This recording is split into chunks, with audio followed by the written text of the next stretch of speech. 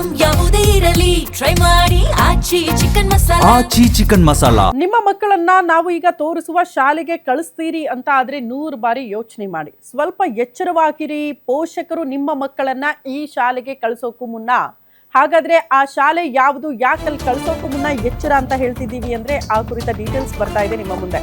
ಆ ಊರಿನ ಶಾಲೆಯಲ್ಲಿ ಸರಿಯಾದ ಕೊಠಡಿಗಳಿಲ್ಲ, ರೂಮ್ಗಳು ಇಲ್ಲದೆ ಮರದ ಕೆಳಗಡೆ ಕೂತ್ಕೊಂಡು ಪಾಠ ಕೇಳ್ತಿದ್ದಾರಂತೆ ಮಕ್ಕಳು.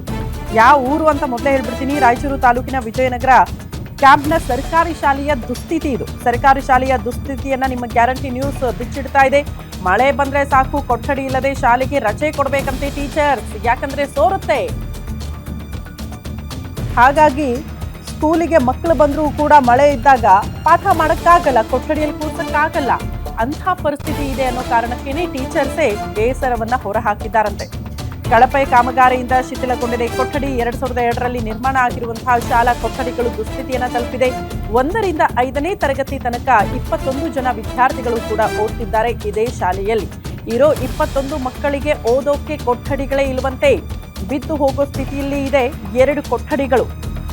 ಬಿರುಕು ಬಿಟ್ಟ ಶಾಲೆಯ ಗೋಡೆಗಳು, ಮುರಿದ ಕಿಟಕಿಗಳು, ಕುಸಿದು ಹೋಗಿದೆಯಂತೆ ಶಾಲೆಯ ಕಾರಿಡಾರ್, ಕಿತ್ತು ಬೀಳ್ತಾ ಇದೆ ಮೇಲ್ಛಾವಣಿಯ ಸಿಮೆಂಟ್ ಕಿತ್ತು ಬಂದು ಕಬ್ಬಿಣ ಹಾಕ್ತಿದ್ದಾರೆ.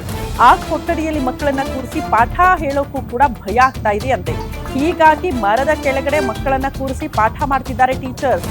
ರಾಯಚೂರು ಜಿಲ್ಲೆಯ ಬಹುತೇಕ ಸರ್ಕಾರಿ ಶಾಲೆಗಳ ಸ್ಥಿತಿ ಇದೇ ಆಗ್ಬಿಟ್ಟಿದೆ.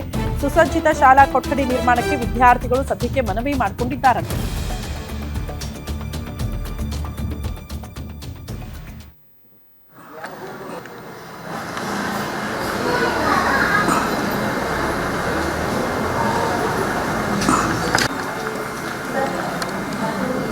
ಸರ್ಕಾರಗಳು ಕೋಟಿ ಅನುದಾನ ನೀಡುತ್ತೆ. ಆದರೆ ಇವತ್ತು ಒಂದು ಸರ್ಕಾರಿ ಶಾಲೆಗಳ ಯಾವ ರೀತಿ ಪರಿಸ್ಥಿತಿ ಇದೆ ಅನ್ನೋದಕ್ಕೆ ನಮ್ಮ ರಾಯಚೂರು ತಾಲೂಕಿನಲ್ಲಿರುವಂಥ ಈ ಸರ್ಕಾರಿ ಶಾಲೆಯೇ ಒಂದು ದೃಶ್ಯಾವಳಿ ತೋರಿಸ್ತೀನಿ. ರಾಯಚೂರು ತಾಲೂಕಿನ ವಿಜಯನಗರ ಕ್ಯಾಂಪಲ್ಲಿರುವಂಥ 2 ಕೊಠಡಿಗಳು ಕೂಡ ಸಂಪೂರ್ಣವಾಗಿ ಶಿಥಿಲಾವಸ್ಥೆಗೆ ಇರುವಂಥದ್ದು. ಏನು ರಾಯಚೂರಿನ ವಿಜಯನಗರ ಕ್ಯಾಂಪ್ನಲ್ಲಿರುವಂಥ 2 ಕೊಠಡಿಗಳಲ್ಲೂ ಕೂಡ ಸರಿಸುಮಾರು 1ನೇ ತರಗತಿಯಿಂದ 5ನೇ ತರಗತಿಯಲ್ಲಿ 25 ಮಕ್ಕಳಕ್ಕೂ ಹೆಚ್ಚು ಕೂಡ ಇವತ್ತು ಇಲ್ಲಿ ಪಾಠವನ್ನು ಕಲಿತಿದ್ದಾರೆ. ಆದರೆ ಇಲ್ಲಿರುವಂಥ ಕೊಠಡಿಗಳು ಕೇವಲ 24 ವರ್ಷದಲ್ಲಿ ಸಂಪೂರ್ಣವಾಗಿ ಶಿಥಿಲಾವಸ್ಥೆಗೆ ಹೊಂದಿರುವಂಥದ್ದು. ಯಾಕಂದರೆ ರಾಡ್ಗಳು ಕಾಣುತ್ತಿರುವಂಥ ಪರಿಸ್ಥಿತಿಯಿಂದಾಗಿ ಇವತ್ತು ಮಕ್ಕಳನ್ನು ಹೊರಗಡೆ ಕೂಡಿಸಿ ಇವತ್ತು ಪಾಠ ಕೇಳುವಂಥ ಪರಿಸ್ಥಿತಿ ಮಕ್ಕಳಿಗೆ ಎದುರಾಗಿರುವಂಥದ್ದು. ಇಲ್ಲಿ ಸಂಪೂರ್ಣವಾಗಿ ಏನು ಕೊಠಡಿ ಶಿಥಿಲಾವಸ್ಥೆ ಇರುವುದರಿಂದ ಯಾವುದೇ ರೀತಿಯಾದಂಥ ಇದನ್ನು ಕೊಠಡಿಯನ್ನು ಮಕ್ಕಳನ್ನ ಇಲ್ಲಿ ಕೂಡಿಸಿ ಪಾಠ ಹೇಳುವಂಥ ಪರಿಸ್ಥಿತಿ ಇಲ್ಲ. ಇದೇ ಕಾರಣದಿಂದಾಗಿ ಈ ಕೊಠಡಿಯಲ್ಲಿ ಯೂಸ್ ಮಾಡದೆ ಮಕ್ಕಳನ್ನು ಗಿಡದ ಕೆಳಗೆ ಕುಂದಿಸಿ ಇವತ್ತು ಪಾಠ ಕೇಳುವಂಥ ಪರಿಸ್ಥಿತಿ ಎದುರಾಗಿರುವಂಥದ್ದು.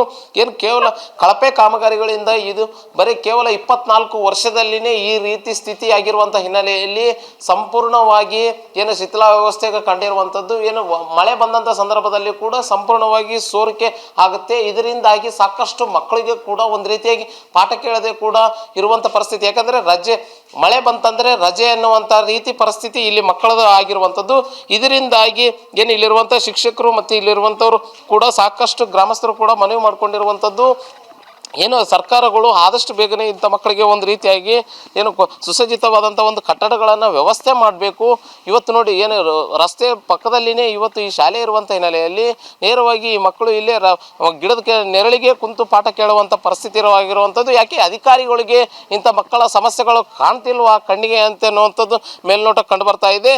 ದಿನನಿತ್ಯ ಕೂಡ ಈ 25-30 ಮಕ್ಕಳು ಕೂಡ ಇದೇ ಗಿಡದ ನೆರಳಿಗೆ ಕುಂತು ಪಾಠ ಕೇಳುವಂಥ ಪರಿಸ್ಥಿತಿ ಎದುರಾಗಿರುವಂಥದ್ದು. ಇದರಿಂದಾಗಿ ಏನು ಸಾಕಷ್ಟು ಸಮಸ್ಯೆ ಕೂಡ ಕಾಣ್ತಿದ್ದಾರೆ. ಹೀಗಾಗಿ ಈ ಶಾಲಾ ಮಕ್ಕಳು ಕೂಡ ನಮ್ಮ ಜೊತೆಗಿದ್ದಾರೆ, ಅವ್ರನ್ನೇ ಮಾತಾಡಿಸುವಂಥ ಪ್ರಯತ್ನ ಮಾಡ್ತೀನಿ.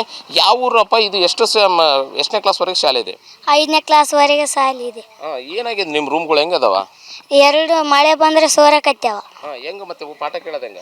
ಪಾಠಕ್ಕೆ ಹೊರಗೆ ನನಗೂ ನಮ್ಮ ಟೀಚರ್ಗೆ ಸ್ಥಳ ಇಲ್ಲ, ಹೊರಗೆ ಕೂತ್ಕೊಂಡು ಪಾಠ ಕೇಳ್ತೀವಿ. ಪಾಠ ಕೇಳಕತ್ತಾರೆ ಇಲ್ಲೇ ಗಿಡದ ಕೆಳಗೆ ಕುಂತು. ಹೆಂಗ್ ಮತ್ತೆ ಇದು ಮಳೆ ಬಂದಾಗ ಸೋರ್ತಾವ. ಅಲ್ಲಿ ಅಡುಗೆ ರೂಮ್ ತಲೆ ಕೂತ್ಕೊಂತೀವಿ. ಹೊಸ ಬಿಲ್ಡಿಂಗ್ ಕಡಿಸ್ಕೊಳ್ಳಿ ಅಂತ ಕೇಳ್ತೀವಿ. ಇದಿಷ್ಟು ಇಲ್ಲಿರುವಂಥ ಮಕ್ಕಳ ಮಾತಾಗಿರುವಂಥದ್ದು. ಏನು ಸುಸಜ್ಜಿತವಾದಂಥ ಕಟ್ಟಡಗಳನ್ನು ನೀಡಿದರೆ ನಮಗೆ ಪಾಠ ಕೇಳಲು ಅನುಕೂಲವಾಗುತ್ತೆ ಮುಂದಿನ ದಿನಗಳೇ ಅನ್ನೋದು ಮಕ್ಕಳ ಮಾತು. Anil Kumar, guarantee news, Raichur.